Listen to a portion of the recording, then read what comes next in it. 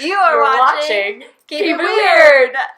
The video segment, the video news segment for the podcast Keep It Weird, which is on iTunes and Spotify and Stitcher and Google Play and Libsyn and TuneIn, all the places. Wherever you want to listen except to it. SoundCloud. Oh yeah, we're not on SoundCloud, guys. Don't look for us there. Stop it. Don't even go there. I think there's 2 episodes on SoundCloud, actually. And then the rest just never went up there. Nope. What are so you you going can go listen to 2 if you want. Nice intro. Little nice intro to the show. I don't even think it's the first 2, though. It's like it's just like random. 8 and 9. So just don't go to SoundCloud. Don't do it. But anywhere else. Anywhere else. We'll be there. I'm Ashley. I'm Lauren. This is Lauren. We're the ladies of Keep It Weird. Hello. And this is our news segment. This Week in Weird! Weird! Weird! Weird! Weird! Yes. Did you hear Gabby jump off like a She gave us like a drum. Ba-dum. Thanks, Goob. Gabby, you nailed it. You did it. You did really good. That's on God. Hello. We're going to talk about some weird news going on around the world. Serious news. I actually don't have anything super serious. Some I don't weeks either. I have some like kind of downers. Ooh. Not this week. Oh, I was like, wait, that is serious. Wait. No, sometimes we get really upsetting, and I'm sorry, but it's the news. It's the important. News. Yeah. It gets creepy and We're sad. basically like Fox News. Oh, Only we don't tell the say that. truth. Only we're honest. Your hair is so blonde right now. I know, it's crazy. I was seeing it down in the little monitor, making us sound so professional in our monitors. And it looks crazy blonde right now, which is weird. Now we actually look like 2 different people, which is kind of nice. Because I feel like before we were just the same. So we sound very different. We do. But then when we would get on camera, I'd be like, well, Ashley has the bun. Right. Ashley has her hair up. Lauren's is probably down. But it's dark brown. It's just a dark brown jungle. Dark brown jungle. That was going to be the podcast name. But then we went with Keep It Weird. Decided that wasn't the best. Stuff. Yeah. Yep, we got it.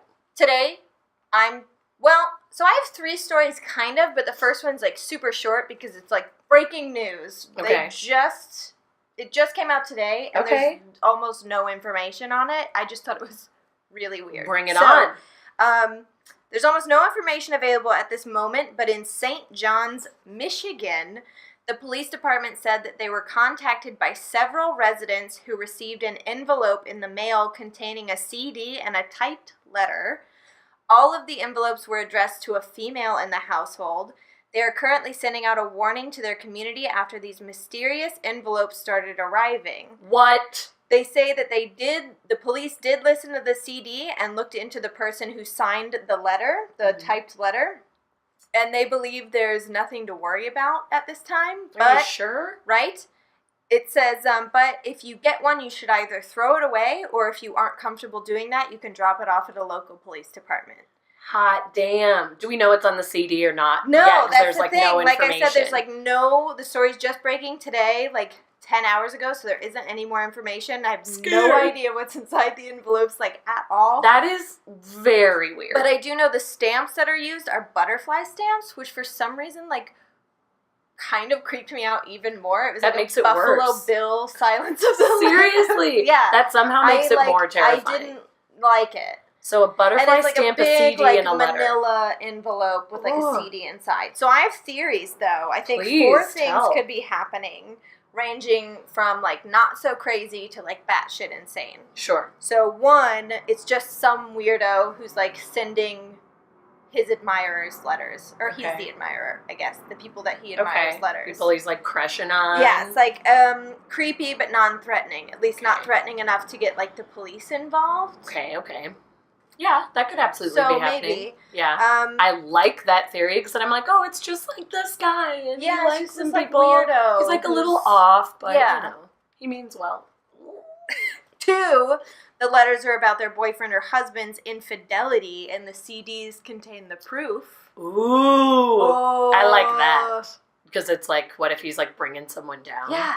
I'd be into that too. 3 and 4 can be swapped for their level of like batshit craziness. Okay. 3, it's an eternal sunshine of the spotless mind scenario when they've had their mind erased. They've had like someone erased from their brain. Sure. And this is the person like giving them back like their audio from when they like like here's told you the therapist about the deleted person. Ooh, that kind of plays into our most recent episodes of artificial intelligence. We're connecting. We're doing it here. I like that. Or 4, a serial killer marking his or her prey, and soon, one by one, these women are going to turn up dead or missing. So, I don't think those can be swapped as batshit crazy at all. You don't think that, like, Eternal Sunshine is crazier than serial killer? Because serial killers at least exist. I guess, actually, they should be swapped, because I almost feel like if we're going with batshit crazy, it would be Eternal Sunshine, because we don't know that can happen yet. Things are being worked on. But with serial killers, that's just like, but it could be happening. That could actually be real. So we don't know what's going on with these weird... Hot, just thinking about... I don't like it. No, I hope it's innocent. I'm not like a huge fan of this. Like, I kind of wish it wasn't happening. But it is happening in Michigan, so we're pretty far. We're almost as far as you can get. Can you imagine, though, getting that in the mail? I would just, especially because we're so into the true crime and the paranormal and the weird, I would immediately be like, this is something terrible, this is horrible, call the police. Yeah, so I've been getting a bunch of phone calls from my hometown, and when I answer, they hang up. Same. And as you know, I get those all the time. Really? Okay, yeah, well, that actually makes me feel better, because I've been researching a murder in my hometown that you guys will find out about later, and I've been asking, like, questions, and it's unsolved. Of course, that sound happens here, as we're talking about Gabby. It's unsolved, and, like, a lot of people think someone in the town did it, and I'm investigating it. So I'm getting all these calls, and they're hang-ups. No, I wouldn't worry about that, because I get them all the time. It's the Peoria, Illinois area code 309. And so I used to answer at first, because I was like, oh, maybe someone in my family changed their number. And then it was either a hang-up or just, like, a buzzing. So now I still get them once a day, but I just don't answer. Isn't that weird? It's very bizarre. Because it's not, like, if it's a sales call, like, why hang up? Right. You know? I don't know what it is. My mom gets them too, though, so we think we, like, weirdly signed up for something online, and, like, it obviously is off-putting. I don't love that, like, it's silence on the other end of the line, but I think it's probably some sort of spam that's trying to be like, that's fine. Look, on your area code, answer me. I'm sorry for these, Claus.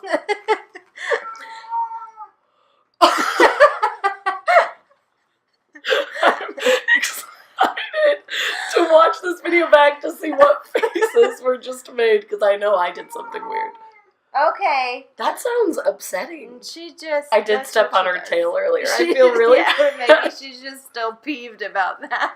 She's like, you bitch. Gabby, you can come over here. Anyways, go on. Okay, I have a story about Stephen Hawking. Love him. Great guy. Unfortunately, we lost him this year. Yeah, but here's the thing. He lived a whole lot longer than we expected. Exactly. Like, it's insane. He was supposed to live for, like, 2 years. Miraculous, yes. So, as we know, he was a scientist. He was a super genius. Did some amazing things while he was alive. So, it is very fitting what happened to him at his memorial service that happened the other day, as Hawking's ashes were put in between the graves of Charles Darwin and Sir Isaac Newton, which is crazy. At the memorial service on Friday at Westminster Abbey, an antenna in Spain beamed his voice out into space towards a black hole, which is so crazy and cool.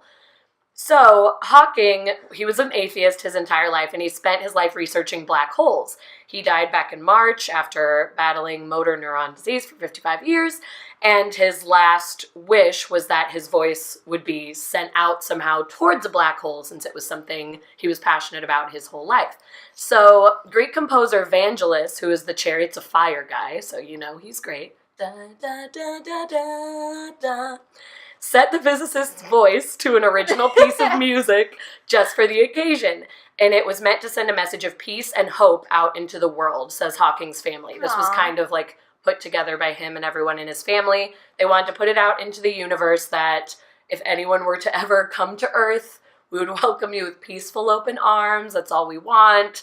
You know, we're trying to send this peaceful message We're out. so good to the people on the planet. The people in our country nice that are from other planets. You know, separated from their families, sleeping on a floor. We won't get into that.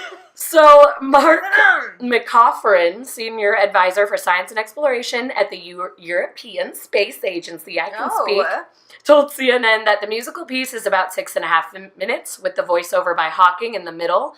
And he said it's pretty somber, just like a very, like we said, just a very peaceful, kind of easygoing music. It's almost like a lullaby, and then his voice just kind of comes out in the middle, which is really cool. And so they use this antenna to send the recording towards 1A0620-00, the nearest known black hole. That's my favorite one. It's the one I have nearest and dearest to my heart. It's 3,500 light years from Earth, and it's one of the most famous black holes in the universe. So that is where it's being sent towards. And at the memorial service, they played the music for everyone who was at the reception, and eventually it'll be released to the public and available on CD if anyone wants it in the future. Yeah. So I thought that was very cool. It's science-y, but also like, Aww. Stephen Hawking. Stephen. I know, I thought You it was old very so-and-so. Anyways. You old so-and-so. You old softy. Did you ever read A Brief History of Time? No. Me neither. I tried. I know. I thought you were going to be like, my favorite book. My favorite book. Me neither. No, I tried. It's just too smart for me. Mm-hmm. Do you know what I mean? Yeah. Like, it's just a little bit too... And he does, like, try and, like, explain stuff in a way that, like, anyone can understand. Sure. But I was It's just still, a little like, too... What? I know. I feel like after... It feels like a big feat. You know, like a season and a half of our show, I actually might be able to go and read it again. Since we've been researching so much? Have researched a ton of stuff on, like, time and space and, like, black holes. It's and true. Yeah. Joe has helped us a lot.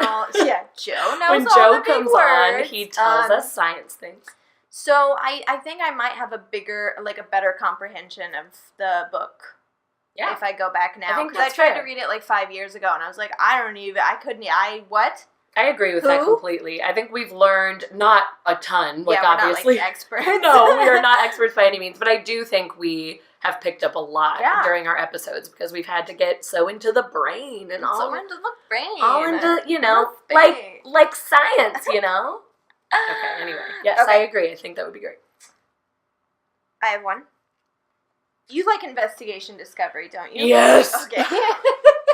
I do.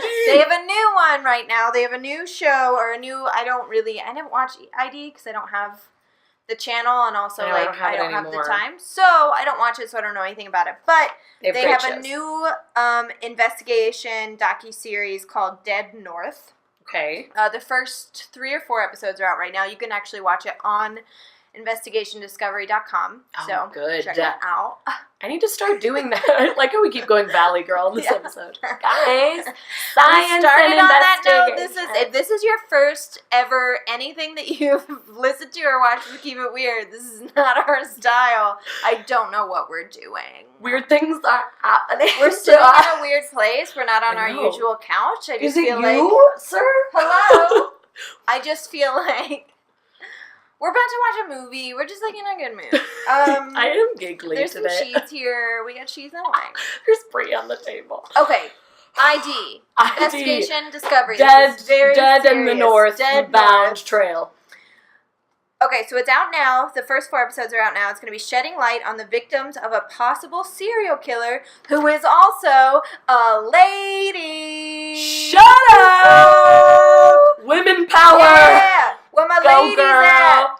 This is a weird thing to be celebrating, but earlier this year, Kelly Cochran pleaded guilty to killing her husband with a lethal dose of heroin. Great. But she pleaded guilty while she was already serving time in prison for the murder of Chris Regan from Iron River in Michigan. Oh, wait, Michigan again? Michigan. What's going on there? So Regan disappeared in 2014. Police Chief Laura Frizzo, another lady, said she had met Cochran and her husband during the investigation. She was a suspect because Cochran was having an affair with Regan. She was married. Okay. She was having an affair with Regan when he went missing. But eventually, they had no concrete evidence that she was involved in, his disappearance. Okay. And the case went cold until 2016, when her husband died under kind of mysterious circumstances with a heroin overdose. It didn't feel right. And then they reopened the case. 1 second, please. Okay, so LaCroix. Cochran admitted to prosecutors that she and her husband had lured Regan inside their home, shot him, and dismembered him before dumping his remains in the woods. Cool. The reason is because apparently her and her husband had made a pact on their wedding night that if either one of them ever had an affair, they would kill the lover together, which is really romantic. Like, it really brings you together when you can just go on a killing spree with your bestie, your significant other. It's the only way to do it. It's romance, guys. Take notes. Very Bride of Chucky. Yeah. Oh my God. Apparently, according to Investigation Discovery, Cochran's own brother Colton told investigators that he thought his sister was a serial killer, and neighbors actually believed that they were once served human remains, possibly even Regan's, at a neighborhood barbecue. A friend who participated in the documentary described eating a strange-tasting burger without realizing at the time it could have been a human. No. That is so bad. I'm going limp. Oh, God. Okay. It's terrible.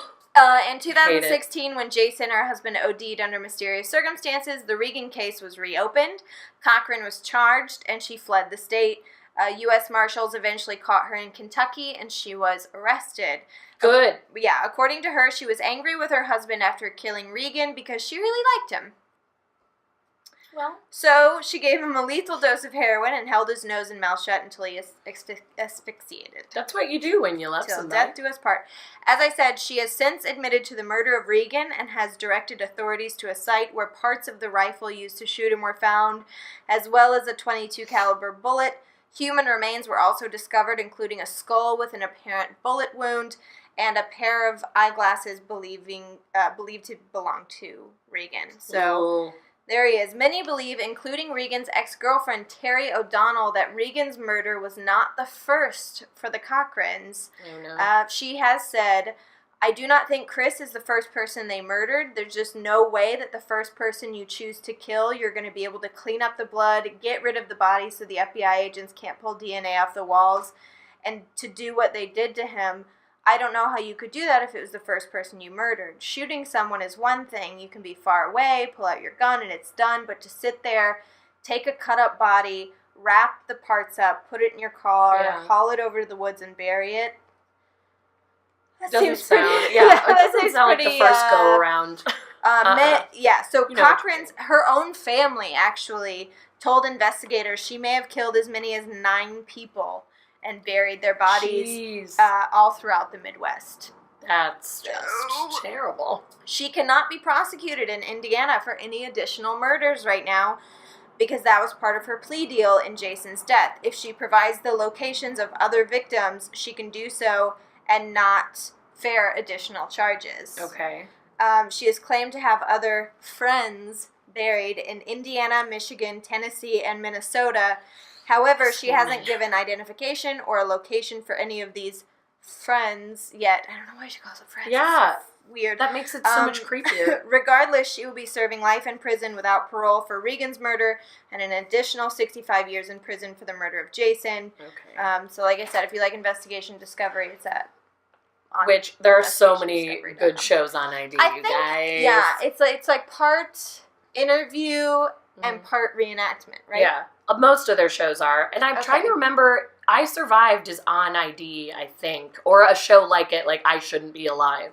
I'm trying to remember. Yeah. That show is awesome. So they have lots of good stuff. So get on ID.com. That sounds interesting. IDgo.com. We're not even sponsored by them, but here we go. We're telling you. Here we go again. Telling you to go to the website. We promote we did that on our Christmas episode. That's true. Sorry. Anyway, so we got another lady serial killer. It's really exciting. It's an exciting time for women in the world. Women are coming up in the world, really murdering more, really getting in more movies. They go hand in hand. So this is crazy. It was raining sea creatures over in China. Oh no. Recently. How are you even able to read this story? I can't. Can I show you? Well, I'll show you at the end. Okay. Sea creatures freak me out a tad. The ocean in general freaks me out a tad. But this is actually crazy because this all happened because of the weather. So Drivers were left stunned as octopus and starfish began raining down on their cars during a freakish storm.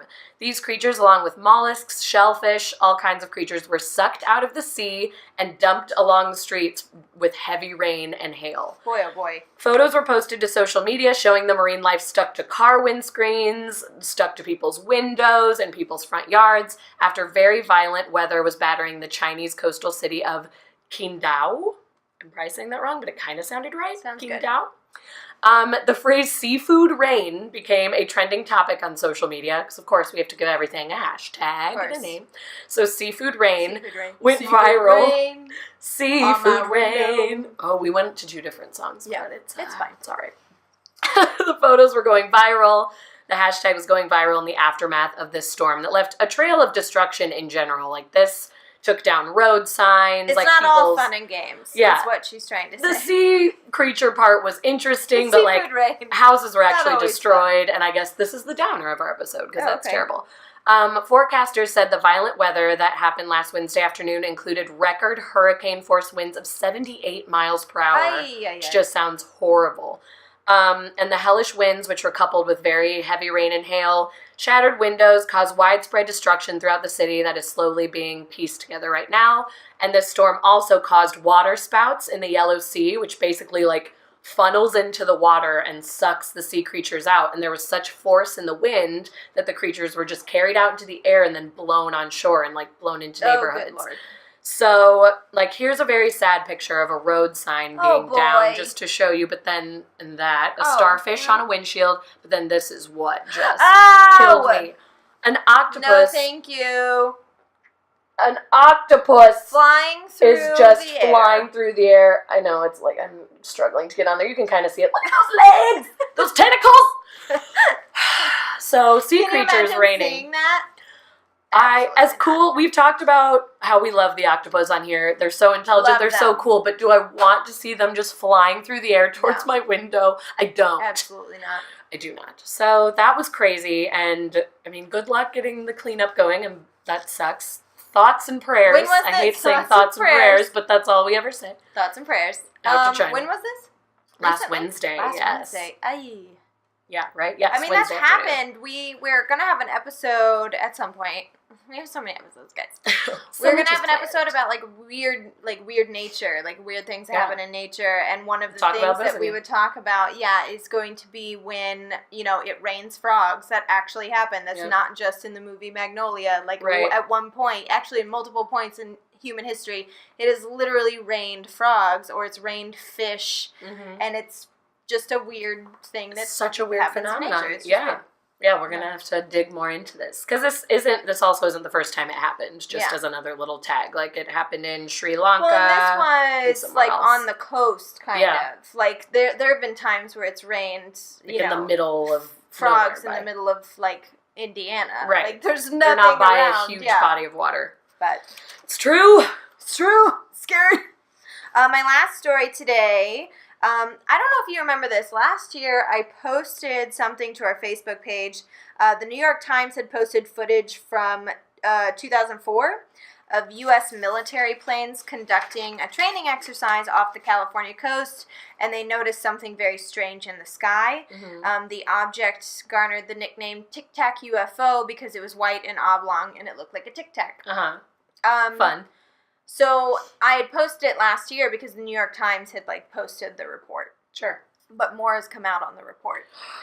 Tell us, please. According to a 2009 military report uncovered by a CBS affiliate in Vegas called KLAS, multiple autonomous aerial vehicles were spotted by the Nimitz Carrier Strike Group between November 10th and November 16th in 2004 as well. Okay. So it was the same time, it was the same area. All right, in 2004. These AAVs weren't inconspicuous either. They would descend very rapidly from approximately 60,000 feet down to around 50 feet in a matter of seconds. Damn. Now, something that's super interesting about this unidentified flying vessel is that they attempted to communicate, but not with us in the sky, but underwater over the ocean. No. Yeah. So, which goes with our theory that that's where the aliens are living. let's see. One of the pilots who witnessed the event reported that one of the AAV may have been preparing for a sort of rendezvous with a massive object in the sea. His quote is, "The disturbance appeared to be 50 to 100 meters in diameter and close to round. It was the only area and type of whitewater activity that could be seen and reminded him of images of something rapidly submerging from the surface, like a submarine or a ship sinking." Okay. Is what he saw under the ship. What the water was doing? Yeah. Okay. Ugh. Other creepy things from the report were findings concluding the craft in question was, quote, "no known aircraft or air vehicle currently in the inventory of the United States or foreign nation." Great. And the craziest being that, and this is in the report from this military testing group. Okay.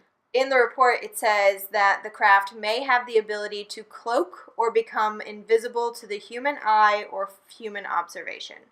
Great.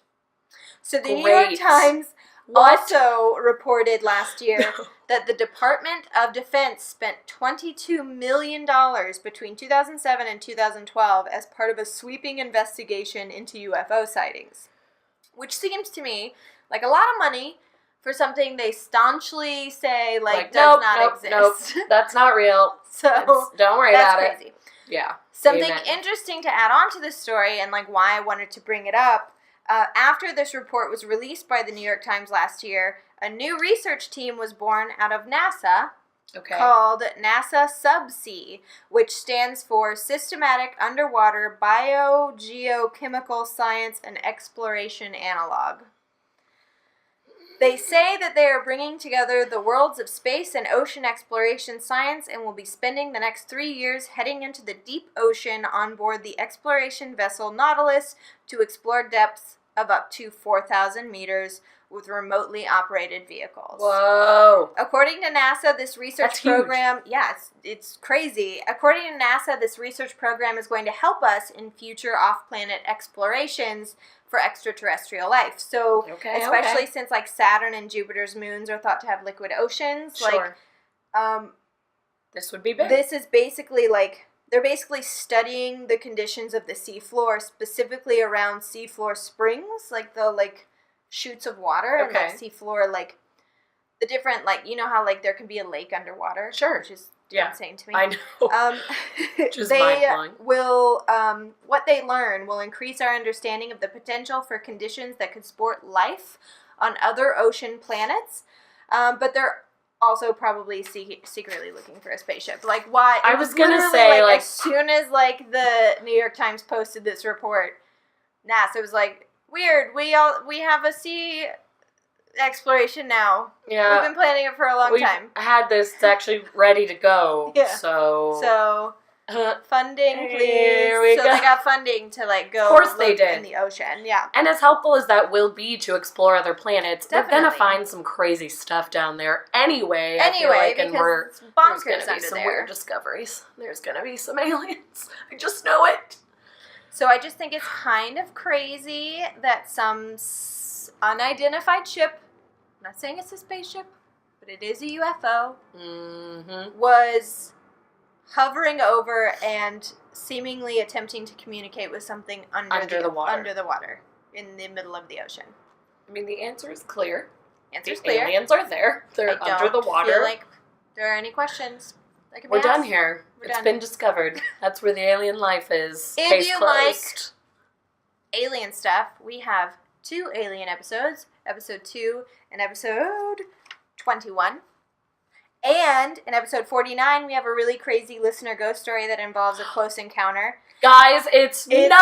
Bonkers. And in our me feel next crazy. listener ghost stories episode, you have another one? I have another alien encounter. That's coming up, right? It's not the next episode, but the episode the one after that. I have another crazy alien abduction encounter story, so Tune in. We got a lot of alien stuff, and it's all bonkers. I can't wait. You know what it's time for? What time is it? Lauren's Derp Corner!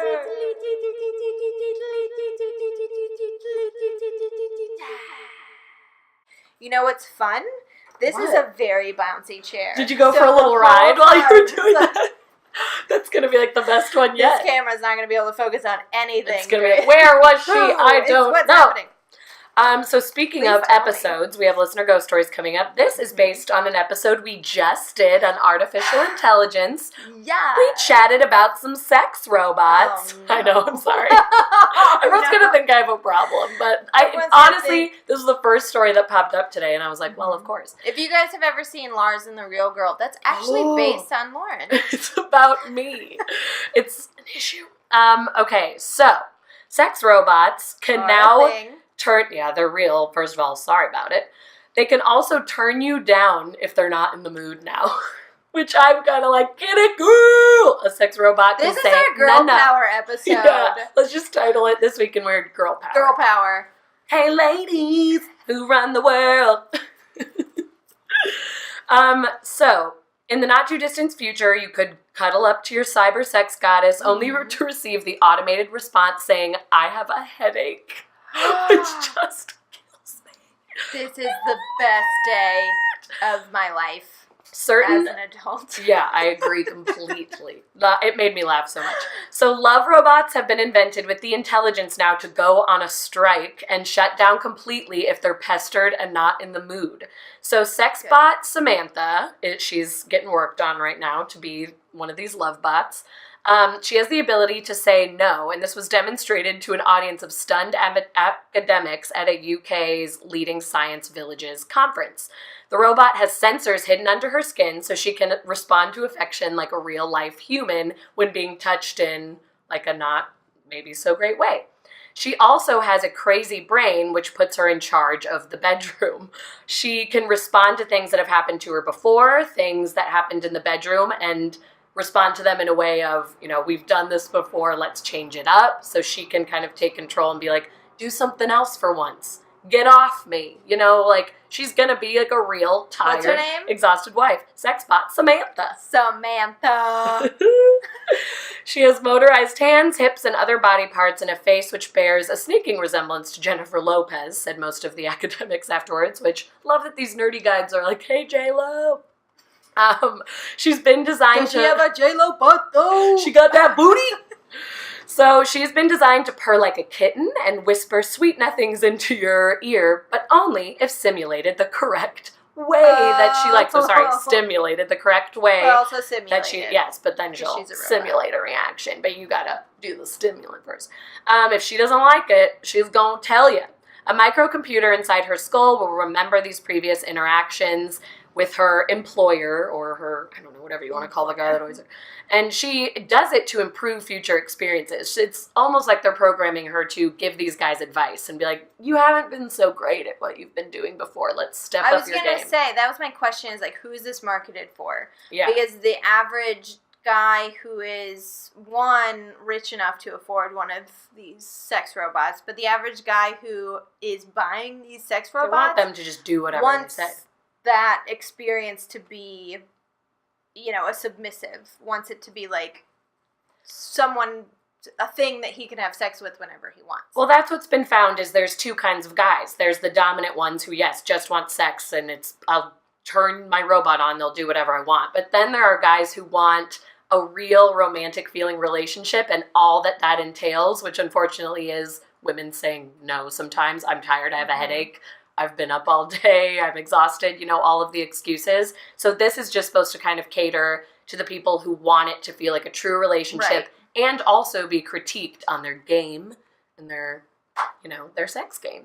So it kind of covers all of those things. So obviously this is meant for a very specific person. Yeah, because definitely. It can also be switched from family mode to romantic mode to sex mode to an extra raunchy, naughty level, depending on what you're in the mood for that evening. So this Samantha girl can be programmed to do like anything you want. So this... Interesting. She's almost crossing over into the scary land of like, oh, people are going to replace humans with robots because they're going to have this woman who acts more human than we do. Well, because the thing is, too, is that, she acts more human, but you can still turn her off. Yes. You could still be like, well, I don't want to fight right now. Yeah. You know what I mean? And just shut her off and like go can't have this fight again, honey. Yeah. Beep, beep, boop, bop. But can I tell you the best part of her? There's a best part of her? I know. It's just Go on. Get ready. She can't get better. Her sensors are also designed to detect when touching becomes too aggressive or disrespectful and assault-like, and it results in her turning into a lump of plastic. What? I think she, melts. No. Yes. No! That's what it says. She turns into a lump of plastic. I think she, maybe falls apart or some explodes. I don't know, but she turns into a lump. I'm sure she doesn't explode. That would hurt someone. But she turns into a lump of plastic on the floor. So I think she falls apart. She self-destructs. Yep. If you're disrespectful. So you can't even be just like me. I know, right? If you try to assault me. I just thought that was the best thing I've ever heard in my life. That you can't even disrespect this girl. She is the first sex bot who's going to be like, hell no, toxic masculinity. Right? I don't know why a shimmy happened out of that. I think those are the only good points. I mean, you don't get any better than her turning into a lump of plastic. Lump of plastic. Yep. My so girl she's charming. Respect. She's charming, but she can also be annoying. She's as human-like as sex robots come, which is kind of creepy but hilarious, and that's that. I love it. She's the only sex bot that I've liked. What? I know. Was that? Were those words? She's the only sex bot. Anyways, seems like a good place to... Oh, yep, that's a great place to wrap up, ladies and gents. Ladies and gents, if you like robots, our last episode was and our episode this week... That's coming out, is on artificial intelligence. We talk all about cyborgs, androids, artificial intelligence, robots... All the things. It's really fun. Wild. You gotta tune in. Crazy. It's real nuts. Real nuts. You'll Follow us on Instagram and Twitter if you don't already at Keep It Weirdcast. We have a Facebook page. It's just Keep It Weird. We now have a website, www.keepitweirdpodcast.com. We have a Patreon where you can donate to the show if you want bonus episodes and pictures and newsletters and stuff. Just, the inside scoop. Patreon.com/keepitweirdpodcast. So many things. You could just follow us however you want. Follow us wherever, or don't. Subscribe here. This is a cool place to be. Do it. And we're pretty fun. Join us. Let's see. Next week we have an episode on technological advances and the people that made them. Yeah. It sounds confusing, but it's going to be a really interesting episode, I think. It's going to be ancient Egyptians, but also Nikola Tesla and Thomas Edison. Mm-hmm. It's going to be kind of... It's how did we go so far from these little things? So fast? And how did it affect us? And how did people react to these things? How do people react to the invention of the wheel? How do people react to the invention of a light bulb? Just so nuts. It's going to be a lot of fun. And then after that, we have a Listener Ghost Stories episode. Uh-huh. And... we have a live show coming up. We do! Stay tuned. So exciting. And as per usual, keep it weird. Keep it real weird.